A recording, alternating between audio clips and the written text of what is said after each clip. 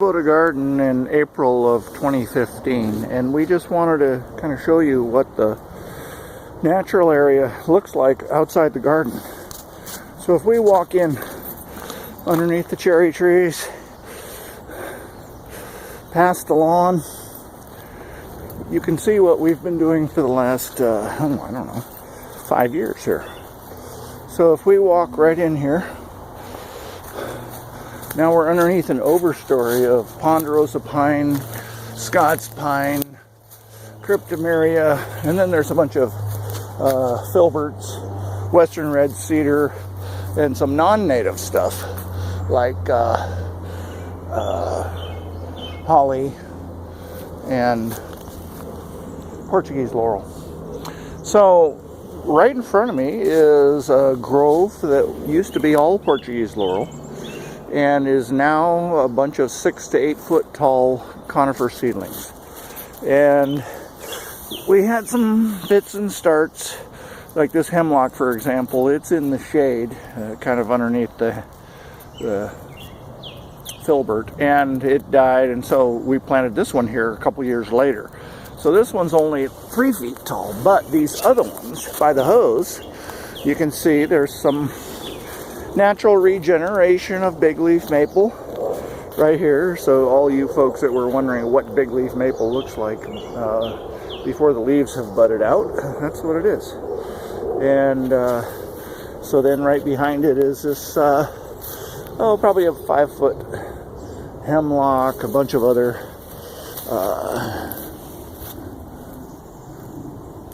whoa, huh, wow, that one's healthy. I was going to say that was a redwood at first. Anyway, so we've got the hose. This tall one here that's maybe 15 feet tall is one that Marcia planted that was about 6 feet tall when she went and rescued it from a different part of the garden. So it looks to me like the bigger you plant, the better the regeneration is in this situation like this.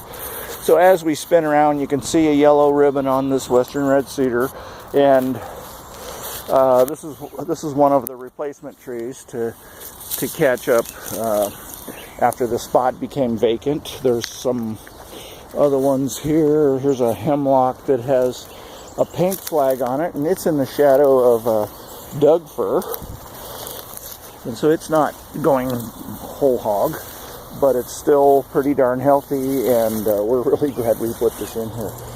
And then you got all these deer ferns and Indian plum here,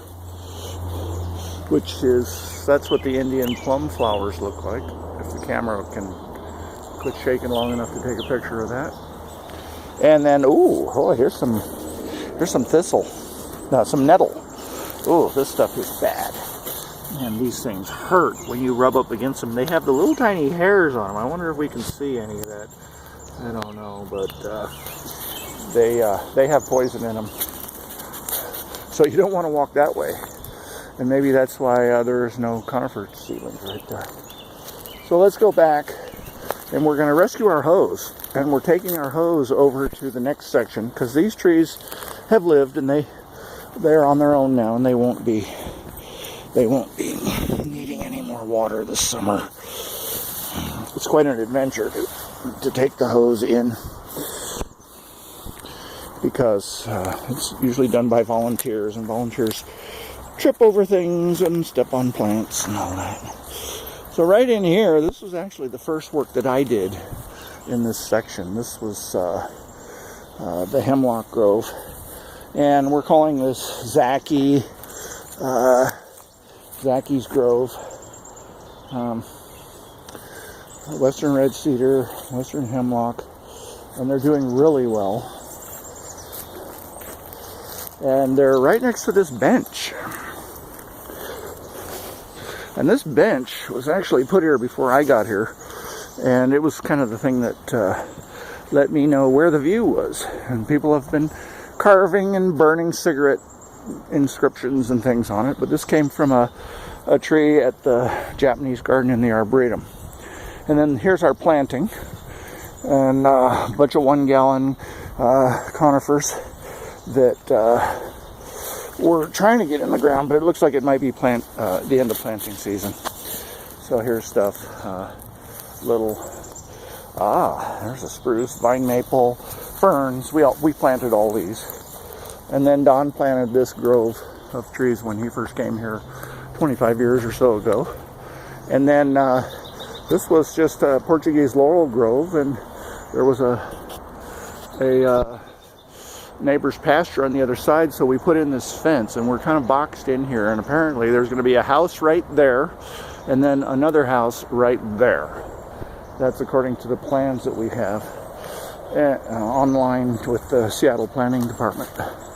So as we come down here, let's just walk on this property line for a minute. We're coming up to the property corner. There's a yellow ribbon on an 8 or 9 foot tall western red cedar. This is a success, right next to a alder. So this, we're in Park's property, but just on the other side of this fence, behind the fence, is the neighbor's, and then on this side of the fence is ours. So our property, you might be able to see an orange fence off in the distance, but this is our corner. And if we were to look at this stake in the ground, it says our old logo, Seattle Parks and Recreation property boundary. So anybody coming up this way will know that they're entering the grove, and the garden is kind of a sacred grove.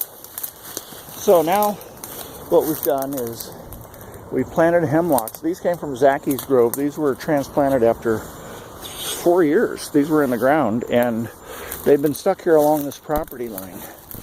And the reason is because of some trespassing that occurred, and encroachment from the neighbor's property came right across where this orange fence is, and that was too bad.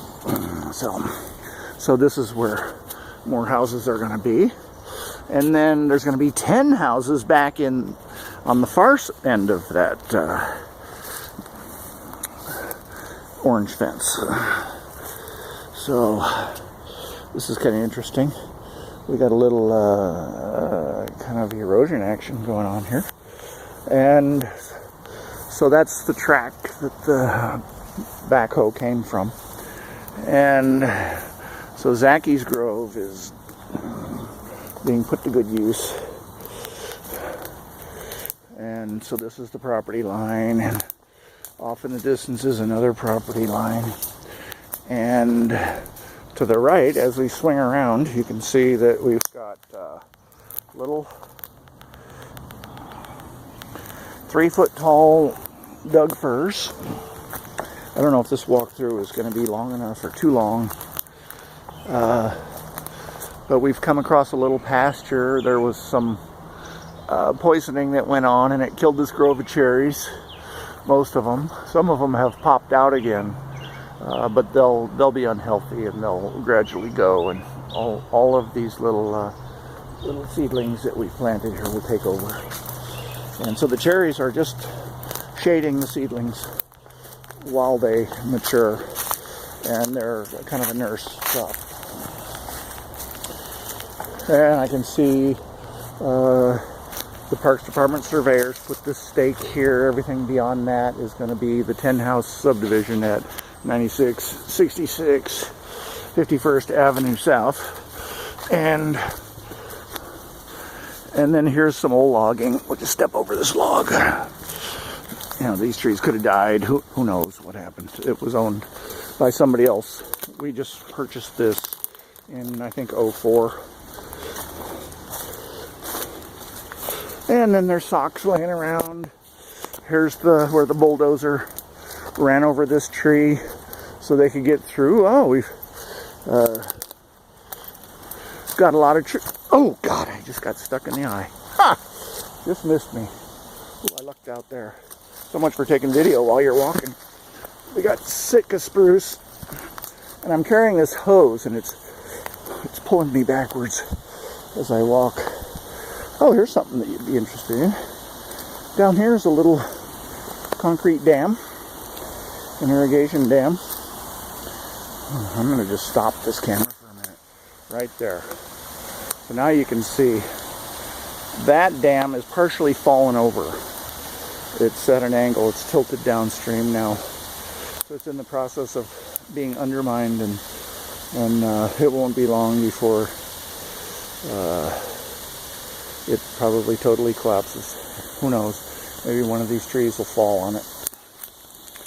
This is kind of a dynamic area here.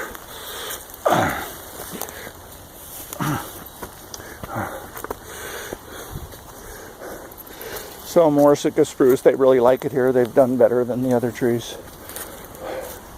Here's the old logging operation. Firewood cutting, who knows what it was. Oh, I should just turn around and let you guys look at this hose for a minute. This is what I'm dragging behind me. No wonder it keeps hooking. Okay, and then we come up to the last dam in the chain here that's been breached. A concrete saw was brought in.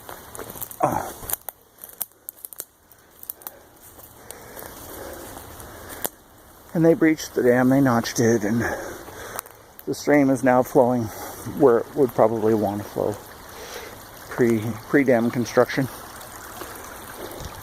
So this is Mapes Creek, right where it's leaving Kubota Garden. That's all Kubota Garden up there. I should go up, let you guys see what it looks like up there.